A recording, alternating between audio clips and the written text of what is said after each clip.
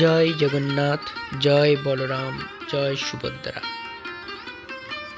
পুরীর জগন্নাথ মন্দির হল একটি গুরুত্বপূর্ণ হিন্দু মন্দির, যা ঈশ্বর বিষ্ণুর একটি রূপ জগন্নাথকে উৎসর্গ করা হয়েছে। পুরী ভারতের পূর্ব উপকূলে উড়িষ্যা রাজ্যে অবস্থিত।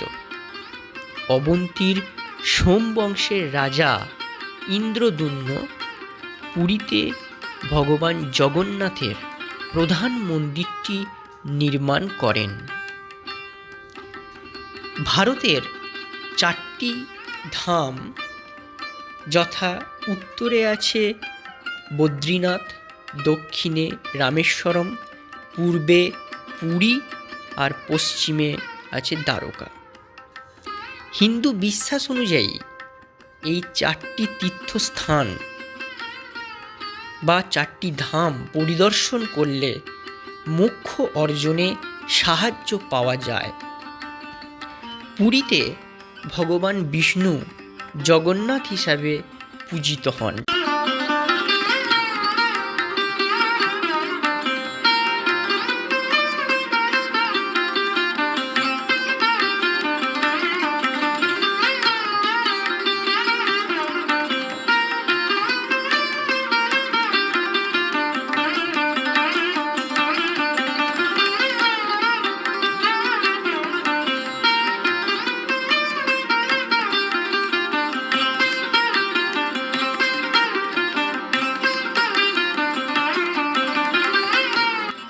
জগন্নাথ মন্দিরের চারপাশটা আগের থেকে অনেক চেঞ্জ হয়ে গেছে। এখন বিভিন্ন দিকে অনেকগুলি জুতো এবং মোবাইল রাখার কাউন্টার আছে, ওয়াশরুম আছে, পুরুষদের জন্য আলাদা ওয়াশরুম, মহিলাদের জন্য আলাদা ওয়াশরুম আছে। জগন্নাথ মন্দিরের 4টি দ্বার বা দরজা আছে।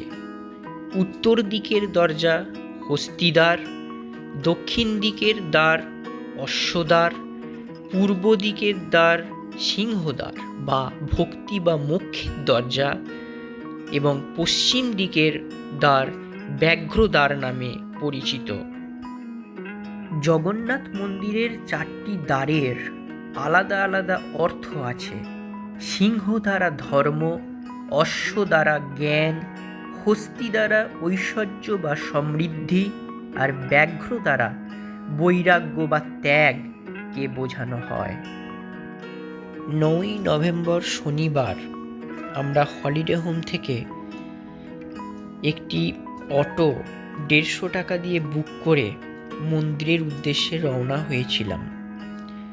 আমাদের পান্ডা রাত 8টার সময় আমাদের মন্দিরে যাওয়ার জন্য বলেছিলেন। মন্দিরে গিয়ে আমরা প্রায় সামনে 1000 লোক দাঁড়িয়ে আছে, তাদের পিছনে লাইন দিলাম। ভিতরে ঢুকে দেখলাম সেই ভিড় আরও বেড়ে গেছে। অত্যধিক ভিড়ের কারণে আমাদের থেকে আমার শালি ঋতু এবং শাশুড়ি মাতা আলাদা হয়ে যায়। কিন্তু এত লোকের ভিড় কি করে তাদের খুঁজে পাবো সেই নিয়ে খুব টেনশানে পড়ে গেছিলাম। প্রায় 2-2.5 ঘন্টা পর তাদের আবার খুঁজে পেলাম জগন্নাথের কৃপায়। তারপর আমাদের টেনশান অনেকটা কমে।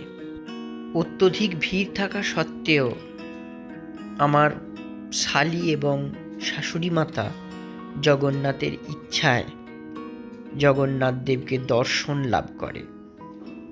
ভিড়ের জন্য আমরা আর জগন্নাথ দেবকে ওই দিন দর্শন করতে পারিনি।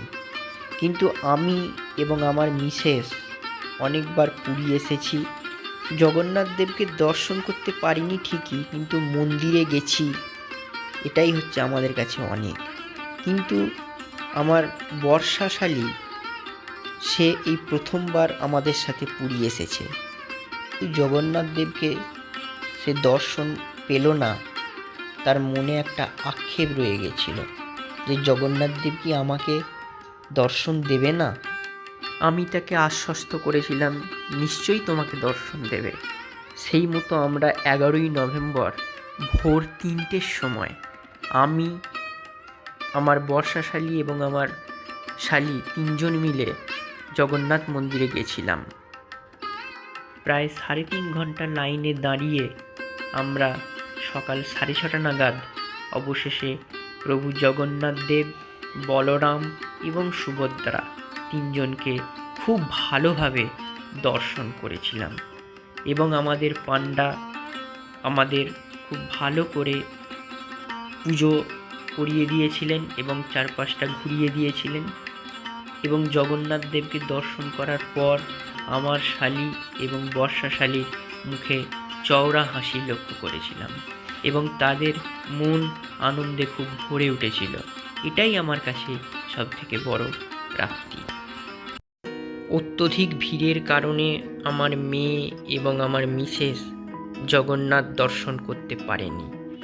তাদের স্বর্গদ্বারের পাশে যে জগন্নাথ, বলরাম এবং সুভদ্রার মূর্তি রয়েছে সেখানে তাদেরকে নিয়ে গিয়ে দর্শন করাই। ও বাবা, দেখো ওই লাইনটা এদিকে আসছে আবার ওইদিকে আসছে, কি অবস্থা। ভিডিওটি কেমন হয়েছে অবশ্যই কমেন্ট করে জানাবেন। যদি ভালো লাগে লাইক করবেন, শেয়ার করবেন এবং সাবস্ক্রাইব করবেন। ভালো থাকুন, সুস্থ থাকুন। নমস্কার।